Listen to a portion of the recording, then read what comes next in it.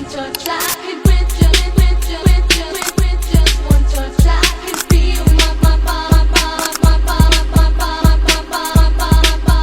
giving. Pernahkah kamu merasa kesulitan mendapatkan layanan kesehatan karena jarak yang jauh atau antrean yang panjang? Di era digital ini, ada solusi canggih yang bernama telemedicine. Menurut WHO, telemedicine adalah penggunaan teknologi informasi dan komunikasi untuk memberikan layanan kesehatan saat jarak menjadi penghalang. Dulu, kita sering terkendala akses ke dokter spesialis yang hanya ada di kota besar. Belum lagi, waktu dan biaya yang harus dikeluarkan. Nah, masalah-masalah inilah yang mendorong lahirnya telemedicine sebagai jembatan antara pasien dan tenaga kesehatan. Jadi, apa saja sih yang bisa dilakukan lewat telemedicine? Ada banyak, mulai dari telekonsultasi, di mana kamu bisa ngobrol langsung dengan dokter lewat video call. Ada juga telemonitoring untuk memantau kondisi kesehatanmu dari jarak jauh, misalnya tekanan darah atau gula darah. Lalu ada telediagnosis, teledukasi untuk menambah wawasan kesehatan, hingga teletrace untuk menentukan tingkat kegawatan kondisimu. Pelaksanaannya pun fleksibel,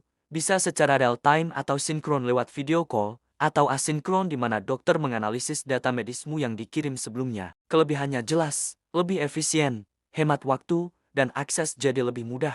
Tapi, kita juga harus waspada dengan kekurangannya, seperti risiko salah paham karena komunikasi terbatas dan keamanan data pribadi kita. Meski canggih, implementasi telemedicine di Indonesia masih menghadapi beberapa tantangan serius. Pertama, kesenjangan teknologi. Tidak semua orang punya akses internet stabil atau perangkat yang memadai. Kedua, kompetensi digital. Baik pasien maupun tenaga kesehatan perlu beradaptasi dengan teknologi baru ini. Ketiga, berkurangnya sentuhan manusiawi. Interaksi tatap muka seringkali memberikan rasa nyaman yang sulit digantikan oleh layar. Dan yang paling krusial adalah soal regulasi hukum dan perlindungan data. Tanpa payung hukum yang kuat, bagaimana kita bisa yakin data medis kita aman dan tidak disalahgunakan? Ini bisa jadi pemicu turunnya kepercayaan masyarakat. Lalu, bagaimana solusinya? Tentu ini bukan masalah yang tidak bisa dipecahkan. Pertama, pemerintah perlu memperkuat regulasi dan standar etika telemedicine untuk melindungi hak pasien dan memberikan kepastian hukum bagi dokter. Kedua,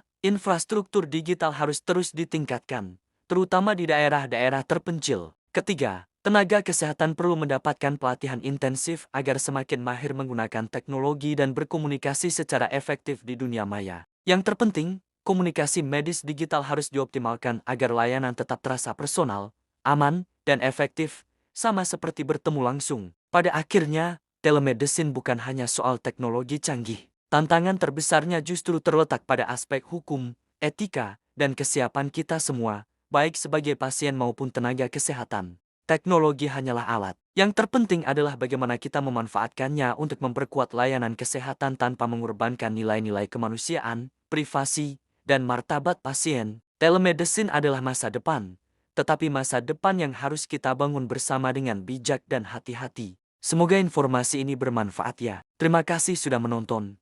Jangan lupa like, comment, dan subscribe. Saatnya sudah akhir sekali.